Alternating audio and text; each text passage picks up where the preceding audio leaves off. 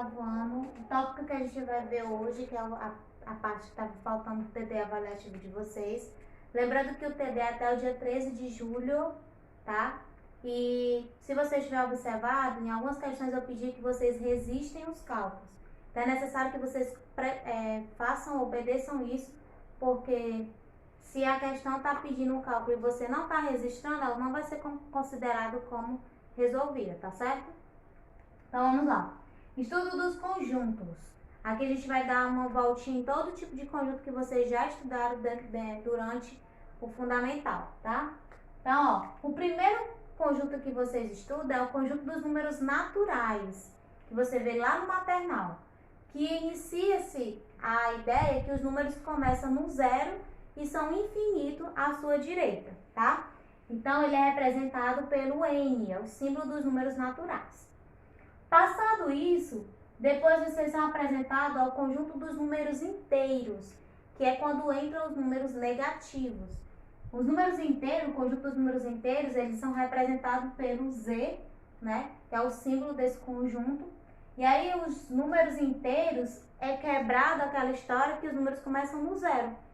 E aí você tem agora a ideia que os números começam, não tem começo e nem fim, tá? Eles são infinitos tanto para a direita quanto para a esquerda, tanto para o lado negativo quanto para o lado positivo, ok? Após isso, vocês também são apresentados aos números racionais, que aqui, ó, entra as frações e entra os números decimais. Os números decimais, logicamente, anteriormente eram frações, tá? Então, você nota que eles também são infinitos para a direita e para a esquerda, tá? O zero tá aqui, ó. E aí você observa que a gente tem os números decimais entre os números inteiros, que vocês viram anteriormente, e tanto para o lado positivo isso também ocorre, ok? Depois vocês são apresentados no 8º ano com o conjunto dos números reais. E esse conjunto dos números reais, ele engloba todo tipo de conjunto anteriormente, tá? E eles são divididos em dois, em racionais e irracionais. Que é que um deles tem a presença das raízes, do pi, entre outros fatores que a gente vai ver com o decorrer das aulas, tá bom? Bom, 8º ano. O outro tópico seria o cálculo algébrico. Cálculo algébrico é o cálculo que envolve as letras, certo? E aí você já tem um certo conhecimento sobre como se resolve uma equação, como se soma as letras, certo? O que acontece? Aqui, vamos pegar um exemplo dessa figura, ó. Vamos lá observar aqui. Eu tenho um retângulo.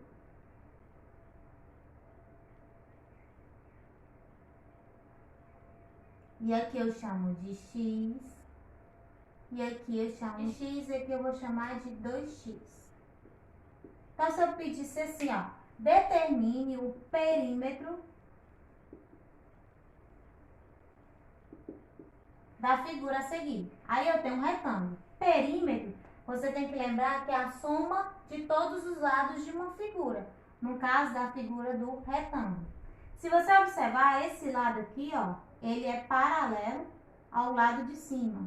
Ou seja, eles possuem a mesma medida. Então, é 2x e 2x. Esse lado aqui, ó, ele é igual a esse. Então, se ele mede aqui x, aqui ele também mede x. Vamos lá, vamos somar agora. Ó. Então, perímetro, que é representado pela letra P, é igual a x mais 2x mais x mais 2x. E aí você tem que lembrar que quando o x vem sozinho, ao lado dele existe 1, tá? E agora vamos somar, ó. Então, perímetro é igual a 1x mais 2x dá 3x. Você soma os números e repete a letra, tá? Então, vai dar 3x. Mais 1x mais 1x dá 3x. Então, perímetro é igual a 3x mais 3x, 6x. Acabei de descobrir o perímetro dessa figura aí sim. matemática. As sentenças matemáticas, elas são divididas em duas, em abertas e fechadas. Fechadas é quando a resolução é rápida, é um cálculo rápido, tipo 1 mais 2, 3, certo? E a aberta é quando tem a presença da letra, ou seja, a gente vai utilizar bastante as sentenças matemáticas abertas. Como, Tati? Vamos supor que ele pede uma situação, ele pede para que você represente. Aí ele diz assim, ó, metade de um número. Vamos supor que ele peça terça parte de um número. Cubo de um número.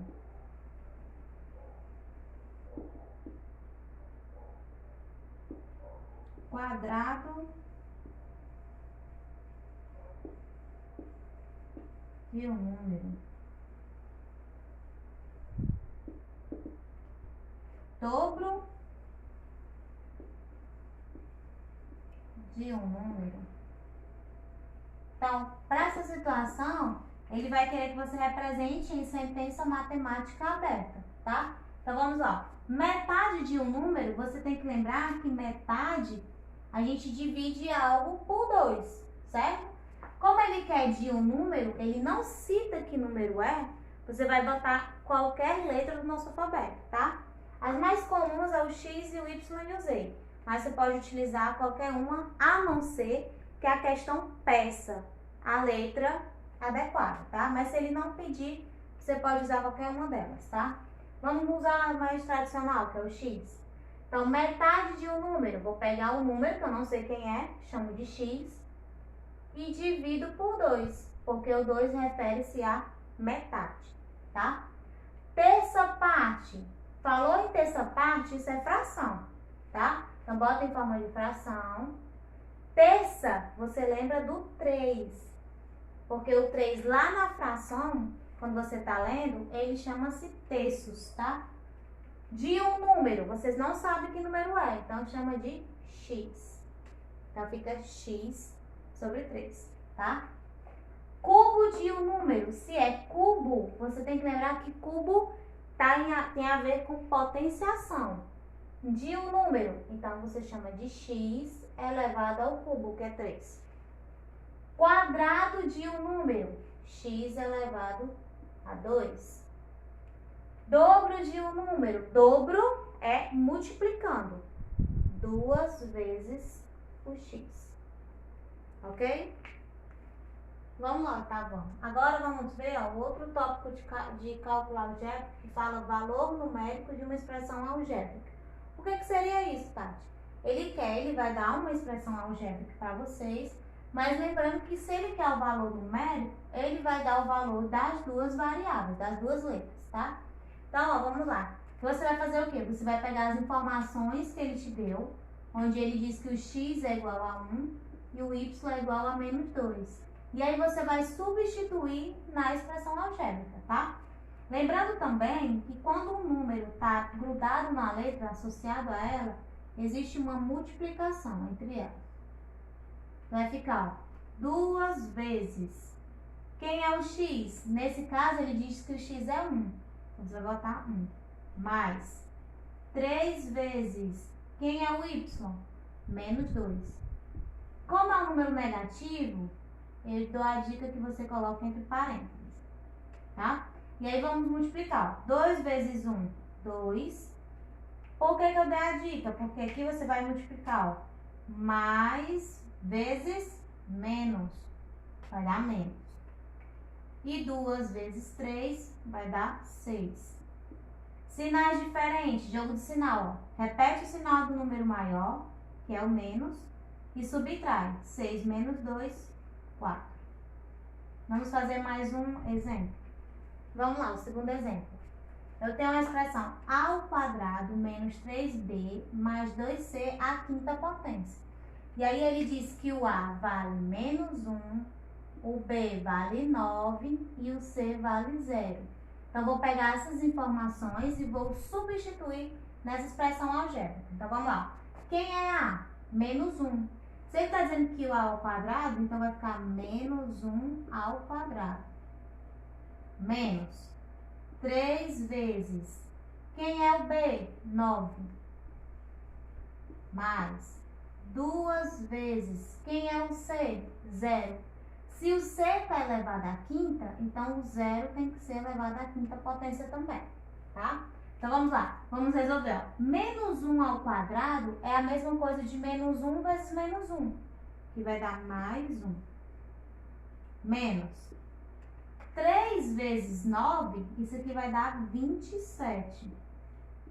Mais 2 vezes 0 à quinta potência é 0 vezes 0 vezes 0 vezes 0 vezes 0, que dá 0.